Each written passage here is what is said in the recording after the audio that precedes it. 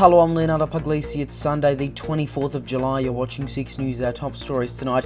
Parliament set to return just over 2 months after the federal election as the Albanese government unveils their to-do list. They've got the numbers in the House, but in the Senate, the Greens are set to come into play amid calls for Labor's carbon emissions target to go further. Also, just 5 days left for minor parties to apply for registration in Victoria. Legalised cannabis, one of 4 yet to apply. We speak to MP Catherine Cumming about why she set up the Independence Party, and we quiz her on whether she'll be working with so-called preference whisperer Glenn Drury. Liz Truss ahead in the race to become the next Conservative leader and therefore UK Prime Minister, according to new polling of party members, but voters may be leaning towards Rishi Sunak. And exclusive details after a former Senate candidate says he was detained in London. 6 News actually sent an email by an account allegedly used to impersonate him just a few weeks ago, and an email to a politician. Good evening. The Albanese government has unveiled a to-do list for the first week of the new parliament, which tonight is less than 48 hours away from returning. 4 bills have been named as top priorities, looking at issues including aged care and climate change.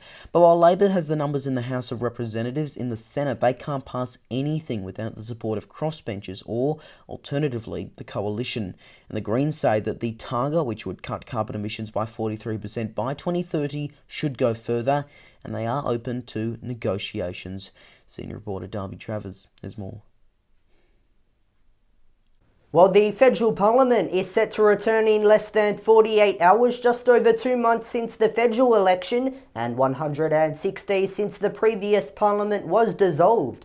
Anthony Albanese has confirmed that 4 new bills will be introduced. The Implementing Care Reform Bill, which the government says will put nurses back into nursing homes. There also is the Jobs and Skills Australia Bill, Paid Family and Domestic Violence Leave Bill, and the most high-profile, the Climate Change Bill. That bill does look at the new targets to cut Australians' carbon emissions by 43% by 2030. It is something that the Greens and some other crossbenchers have welcomed, but believe doesn't go far enough. We'll look at the government's legislation. Our approach is to say to government, it's good that we're finally taking action on climate, but we need to do better. We've heard that from the Pacific Islanders this week. We're hearing it from the scientists. So we're up for talking. We're up for moving. We're up for shifting. It's going to take 2 to tango to get legislation through the parliament. And so we want to have some good faith discussions with the government. Labor does have 77 seats in the lower house, which is a majority, meaning they don't need to rely on the 4 Greens, 10 Independents, 1 Centre Alliance and 1 Katter's Australian Party MPs to pass bills, but it is a different story over in the Senate. There they do need the support of the 12 Green senators and 1 crossbencher, likely David Pocock from the David Pocock Party, or the full support from the opposition. Liberal MPs could possibly cross the floor to support a government bill, something Labor MPs cannot do without the risk of getting kicked out of the party. The remaining minor parties, Lambie Network, United Australia Party and One Nation, cannot pass a bill on their own. We'll have full coverage on Spin Check this Thursday at 8 PM Eastern Time, or on demand anytime on our YouTube channel. And with the new parliament comes a new label for one MP. KAP MP Bob Katter will become the father of the House, the longest-serving MP in the federal parliament. He was elected in 1993 as a national before becoming an independent in 2001 and forming Katter's Australian Party in 2011. Anthony Albanese is next in line to become father of the House, elected as the member for Grayndler in 1996. But that may not happen for a while, with Katter telling Sky News he's got no plans to retire anytime soon. Well, the deadline for parties to apply for registration with the Victorian Electoral Commission ahead of the November state election is fast approaching. 5 parties have applied for registration and are still awaiting confirmation from the VEC about whether they've been successful. An additional 4 have expressed interest in running but have so far not yet applied. War reporter Lincoln Holmes has the latest. The Victorian election may seem like a while away, but the deadline for new minor parties to get registered is fast approaching. Applications for registration need to be submitted to the Victorian Electoral Commission by this Friday, otherwise the party has no chance of getting registered. Tonight, there's 9 new parties trying to run in the Victorian election. Of them, 5 have applied for registration, 4 have not, and only 1, the Victorians party, is actually registered. The Victorian upper house is filled with minor parties, thanks in part to group voting tickets, which look set to stay in place for this election. In fact, there are actually 14 crossbenchers compared to 10 coalition MPs, with that number growing since 2018 amid resignations and people being kicked out of parties. The United Australia Party has already put out a call for candidates on Facebook, while the Australian Democrats are running paid ads on Instagram. We have a state election this year as well. And in Victoria, we would like to contest that election as the Australian Democrats. But in order to do so, we actually need to register at a state level, and that requires us to have more members than we currently have. So we need your help. If you want to see better accountability, better integrity, better transparency at every level of government, and including the state level, then come and join us as a member and be part of that change. As revealed on 6 News earlier this year, Legalise Cannabis wants to run, but they don't have enough members and time is running out. We're not registered yet, so there's a push to try to get registered. I think we've only got the next month or two to do that. And at the moment, we've got 700 or 800 members down there, but we need more urgently because not everyone replies or plays it through properly. Parties won't be immediately registered after July 29. The VEC just needs the applications sent in by that date. Unsuccessful applicants will generally not be announced. You can see the full list of parties running in this election on our website right now. Lincoln Holmes, 6 News. And as you have heard there, one of those parties is the Independence Party, set up by Upper House MP Catherine Cumming. She was elected as a member of Darren Hinge's Justice Party at the 2018 election before becoming an independent, before even being sworn in. Since then, she's sat on the crossbench. I spoke to her earlier. Dr. Catherine Cumming, welcome to 6 News. Thank you, Leo. Glad to be here tonight. Great to have you here. So, first of all, you've been saying since last year you were going to form your own party. You've only announced with, about a month to go till that VEC registration deadline. Why wait so long when you could have had potential members easily go to another similar party that was announced before yours? I guess, Leo, I'm a bit of a procrastinator and I love the pressure of doing things at the last minute. I just decided that I was going to try to get 500 members in 5 days. If the community wants me, then wants the party, they will step up. And sure enough, Leo, I got 500 real people in 5 days from all over Victoria. And I have actually checked them off at the AEC in Werribee. So they are on the roll. They are real members right across Victoria. I guess, did you consider, joining any party since you became an independent shortly after being elected in 2018? Were you approached by any parties to join? Because, almost 4 years as an independent, you imagine someone might have approached you or you might have thought about joining someone, because an independent in an upper house crossbench can be a bit of a lonely thing at times. It's been extremely lonely, but obviously there are 11 other minor parties in the crossbench, so I'm not completely alone. No, I haven't. But seriously, over the last couple of years, I knew the whole time along that I was going to set up my own party. Just because all the other minor parties that are currently sitting in the upper house don't suit my style, I guess, or my vision of having independence in a minor party. But I have also spoken to the minor parties that have just been created, I should say, Leo, just before the federal election. So I've spoken to all the brand new parties that have been around, and a lot of them would have loved me to come across. So why didn't you in that? Because I mean, I know you've said you were thinking about it for a while, but there are so many challenges. You could have surely easily just gone to a party that might have approached you, especially if there's some with similar values to yours, and of course you would become their MP if they're a new party, their only sitting MP. Yeah, I guess it's because of what I'm trying to create, Leo, which is the Independence Party. I really want a place or a party that actually is quite generalised.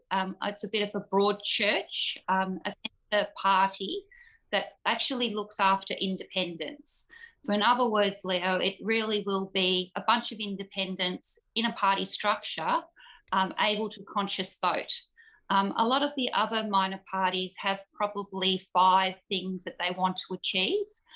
They're issue kind of parties. Such as Transport Matters or the Animal Justice Party. For myself, I want to be a general party, but being able to look after independence. So people who will look after their local area, people before the party. So I only want strong candidates that will actually are local, that look after their area before the party. But then I guess why would someone vote for a party? Obviously, assuming you are registered in time and you're on the ballot paper come November. Why would someone vote for a party with some really, as you've described it yourself, broad kind of views and on a broad spectrum? Because that could lead to someone's views. They might vote for one candidate, and then there's another candidate in the party who does get in, and they've just got completely different views to their own. Surely it should just be a bit more concise in terms of the values that your parties are, expressing. Leo, not really. What I've actually witnessed is that the current parties don't suit what the majority of the community actually want. There is a real appetite for independence. People want local people that represent them, people who actually understand their area, understand their constituents' needs. So why an independence party is so important is actually to represent those communities' individual needs. So what I've witnessed the whole time that I've been in Parliament is at times, such as, say, the pandemic bill, people have actually voted because the party told them the way they had to vote. It wasn't the way that they honestly wanted to vote with their integrity. There are many times that I've witnessed in Parliament people going against their own belief systems, their own integrity, their own community, rather than voting with the party. So by actually having independence within a party structure, they will look after the people before the party, and that's what members of Parliament are meant to be there. You're voted by your constituents. You should look after them first and your party second. Surely the name, though, Independence Party, is a bit of an oxymoron at times, isn't it? I mean, to be an independent but also in a party, I guess, and this is more about the lower house where you are, to my understanding, planning to run candidates if registered. Why wouldn't someone just vote for an independent, especially in the few seats that are held by independents, over an independence party? Well, Leo, I would expect that there'll be a lot of independents running in the lower house. And I would actually hope that they would use my colour purple so they can be very distinct from the teal independents that will probably be out there.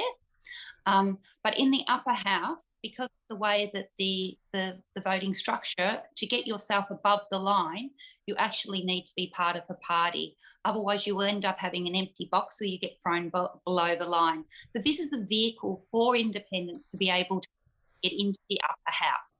And then they could actually have people, independents in the lower house, so they could actually join forces.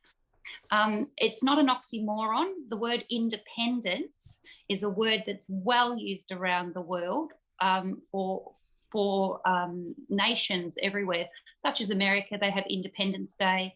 There's an independence party in the UK. There's an independence party in Germany. There's an independence party in Canada, and there's one actually in New York.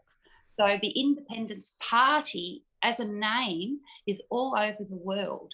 So this will be the first Independence Party here in Australia, and here we get the opportunity to actually use it here in Victoria to actually get our independence from the Labor Party, from the major party who's running Victoria at the moment. Yeah, worst case scenario, you don't get registered for some reason, and you're saying you've got 500 members, so I would assume you are registered, but in the event you're not, what next? Surely you'd have to join a party, because in the upper house, getting elected as an independent, and I make the distinction from independence party, is near impossible. Correct. And that's where I am very lucky, Leo, that there are a lot of minor parties that want me and would happily join. So I do have a whole heap of life jackets available if I don't get my independence party up. But I truly hope, and seeing that I've got 500 real people, and if the VEC does their job, I'll get registered, and I'll get registered in quite expedient time, I would hope, because these are 500 real people. Can I ask if you're willing to name any of those parties that want you? I think I could say nearly all of them have approached me at some time. I'll let them say if they've approached me or not. But I've spoken with all the minor parties. Leo, after the last federal election and the large amount of people that didn't vote for the two major parties, all those minor parties that were actually running, they've had great candidates, and I've approached them also to say to them, why don't we join forces? So not only have those minor parties approached me, I've approached them, because I think that's what the community wants. They don't want necessarily a lot of splinter groups who are very similar. But for myself, I think there should be, I would hope that this next state election, there's a lot of minor parties running to give people choice and variety. So everyone can actually vote for a minor party that sits well with them. And I think there will be a lot of minor parties running. Look, I'll get to the upper house again in just a moment, but I'm interested in your thoughts on what the general results might look like. Polling seems to be favouring Labor, but of course there is the upper house where results could go anyone's way, potentially full of minor parties, including yours. What do you think? Could we be looking at 4 more years of a Labor government? Could we get a Liberal? Could we get a minority? I'd be interested in your thoughts there. Yeah, I would truly hope for a large coalition government. In other words, the Liberal Party, Nationals, and hopefully a whole heap of minor parties could actually get together and form a government. It's done so in Germany. It's done across the world. I would actually hope Victoria looks like that. Nobody wants the results of Western Australia. They don't want the Labor Party to actually win again at this next state election. And if the federal results are any indication, we are in a good chance that we'll actually have this Dan Andrews government's gone in November, and then we'll have a very large amount of different minor parties in the upper house. Maybe there'll be one dominant minor party, who knows? Let's hope it's the Independence Party, Leo. A lot of purple and a lot of independents in the lower house. If you could only imagine, Leo, that a lot of the Labor seats being lost to independents, what a wonderful government we would have in November and for the next 4 years. We'll have to wait and see. The other thing I want to quickly bring up is the situation in the upper house regarding voting. Now, Victoria's unique. There is the group voting tickets system, which obviously allows group tickets, as the name suggests, to come into play, where you see preference swapping, you see people can just, vote above the line and their preferences will not be chosen by them. Do you support keeping GVT in place? Because it does benefit minor parties, and I would assume yourselves too. I do, but I don't enjoy the system that can be rorted. You can get a group of the minor parties together and it's a bit of a tick box exercise. Everybody supports one person in one particular area and everyone supports somebody else in another particular area. So I would be happy to see a change, but a change that would still allow for minor parties to give them the opportunity to get up. What that could be, I'm not quite sure. I think people should be really transparent about if they're going to be dealing with an external party around their preferences. I think people should be really transparent about how they will be preferencing. But I also believe that people should be encouraged to vote below the line. There should be a real large education campaign to tell people that if you just pick a number one above the line, you have given the party, say the Labor Party, all the boxes under the line are filled out on their behalf. So people should be aware of that and actually should be not looking to vote above the line, only if you truly trust the party that you want to give the number one to, and you believe that the way that they're going to preference below the line is to what you would want or you're liking. Otherwise, vote below the line and put a number in all of the boxes. Yeah, just finally and quickly, and you kind of touched on it there is, so-called preference whisperer Glenn Drury with his minor party alliance. Assuming you are registered, will you be working with him, and will you be transparent in letting voters know where your preferences might end up? I will be 100% transparent about where my preferences will end up. I can assure you that I will be putting the Labor Party and the Greens last. I want a change of government, and people should know that. Number one is the most important box that you'll put in, but your last, the number that you put last is the next most important, because that guarantees that person will never get your vote. In the other question, Leo, about Glenn Drury, I will be completely transparent if I chose to go down that path. I'm not choosing to go down that path at this time, not at all. But you're not ruling it out? No. We all have to talk to all the other minor parties in way of preferences. So I'm being transparent, Leo, that we have to talk to them as a pack when preferences are done at preference time. So it would be wrong. It would be wrong of me just to flatly say no. But honestly, I will not be doing anything that the community would not expect of me in the way of honesty and integrity. Everything will be upfront. Dr. Catherine Cumming, thanks for your time. You're welcome, Leo. Well, COVID-19 cases are again remaining high today. Yesterday, New South Wales and Victoria both saw a combined death total of more than 80, the latter's death total being the biggest since September 2020, when 59 deaths were recorded on a single day. Hospitalisation and ICU numbers are also remaining high. Authorities urging people to get a booster if eligible, if they haven't already. Overseas, new polling shows the majority of Conservative Party members want Liz Truss to become the new leader and therefore UK Prime Minister. The poll from YouGov shows 62% of members preferring Truss over Rishi Sunak, I should say, 38% backing him. But a poll of Tory voters conducted for the Daily Telegraph reported 60% thought Sunak would be a good PM, 11% thought he would be bad, while 48% thought Truss would be good and 32% bad. The final winner will be announced on September 5. There's continuing coverage on our website right now, 6newsau.com. Fallout continues tonight after former Senate candidate Drew Pavlou claimed he was detained in London. Pavlou, who ran for the Drew Pavlou Democratic Alliance he set up in Queensland, said on Twitter he held a, quote, small peaceful human rights protest with the Uyghur flag outside the Chinese embassy and was arrested after an email he says was from a fake account made a bomb threat. Pavlou claims British police denied him access to Australian consular authorities.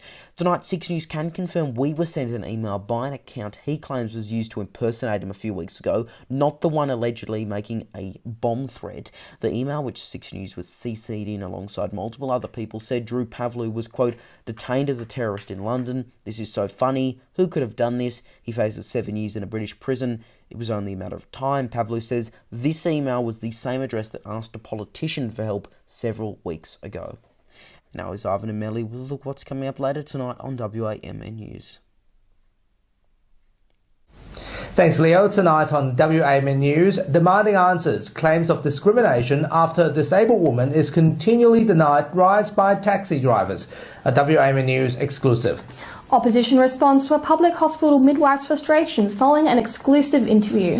Football frenzy hits Western Australia as Britain's top 4 soccer teams battle out in Perth. 5 years worth of fun. Youth Jam Radio celebrates its 5th anniversary, and later Dr. Andrew Miller's comment. Join us tonight on the WMN News Facebook page and YouTube channel. Alright, thanks both Ivan and Melly. There now to tomorrow's weather forecast right across the country. Brisbane, sunny, 22 degrees. Sydney, 17, partly cloudy in Canberra, 16. Rain in Hobart, 15. Also 15 in Hobart. Adelaide, showers, 13 degrees. 18 in Perth. And in Darwin, a warm top of 18.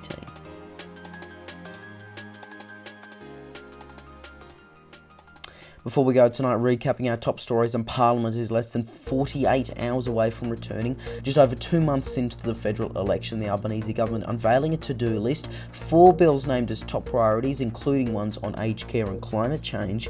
But while they've got the numbers in the House, Labor can't pass anything in the Senate without the support of crossbenchers or, alternatively, the coalition. And just finally tonight, of course, with this Victorian election, still seems a few months away, but it is rapidly fast approaching. We want to make sure our focus is on transparency in our coverage, and we want to really highlight some MPs and some candidates and some parties who might be doing things you might not see anywhere else.